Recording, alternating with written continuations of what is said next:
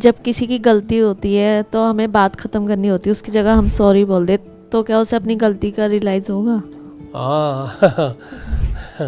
ये दुनिया का अगेन बड़ा रोग है, रियलाइज करवाना है उसको।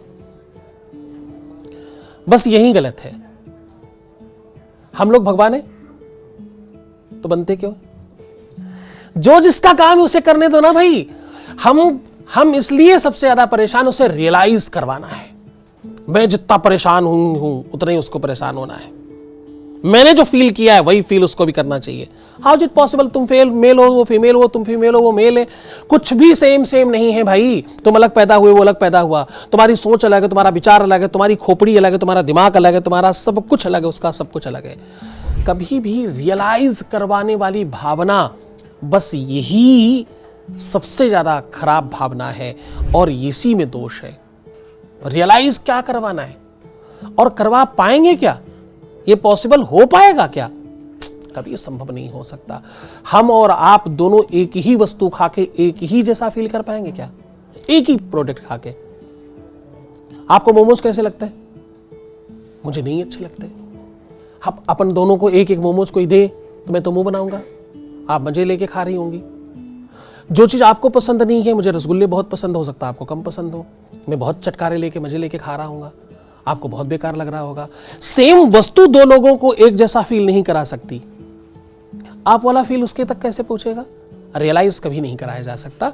इसकी तरफ जाना, इस तरफ विचार रखना ही मुझे लगता आपराधिक बोध है और ये अपराध करने जैसा है। ये दुनिया का सबसे बड़ा अपराध है। इस तरफ विचार ही नहीं करना चाहिए, कोई बोध नहीं कराना किसी को, किसी भी व्यक्ति को कुछ भी रियलाइज नहीं करवाना। माफ किया जाओ। आपको एक और बात बताता हूं, माफ मतलब क्या है? मौन स्वीकृति है। माफ मतलब क्या? ठीक है चलो छोड़ दिया, जो जहां तक हुआ वहां तक ठीक है, तुम ही सही, मैंने मान लिया तुम सही हो। मौन स्वीकृति है। एक पूर्वांचल में एक बहुत अच्छे लेखक हुए, उन्होंने एक विरह में रहने वाली एक लड़की जिसकी शादी अभी अभी हुई है और उसका पति बाहर चला गया विदेश, उसने कई बार पत्र लिखा, पति ने कोई जवाब सही से नहीं दिया। सही से मतलब जवाब ही नहीं आया। पत्र के अलावा कोई व्यवस्था नहीं थी, फोन ऑन होते नहीं थे। तो उस जगह लिखा कि उस लड़की ने क्या किया कि इस बार पत्र तो भेजा पर पत्र में कुछ नहीं लिखा। तो इस पर पूरा पूर्वांचल में लोग, महिलाएं खूब गाना गाती हैं, भेजाए देव पाती खाली अब की, भेजाए देव पाती, पाती मतलब पत्र, तो खाली भेज दिया। उस खाली पत्र को देख करके उसके पति ने लिखा, क्या लिखना चाह रही थी समझ नहीं आया इसमें, मैंने आग लगा के देखा, पीछे आग जला कर देखा, इसमें कुछ दिख नहीं रहा है, क्या लिखा था, क्या लिखना चाह रही थी। तो समटाइम कुछ नहीं कह देना ज्यादा कहना होता है, कुछ नहीं बोलना ज्यादा बोलना होता है। जैसे कहते रहीमन धागा प्रेम का मत तोड़ो, झटकाए टूटे तो फिर ना जुड़े गांठ पड़ जाए। तो क्या क्षमा कर देने के बाद भी संबंध वैसे रह सकते हैं?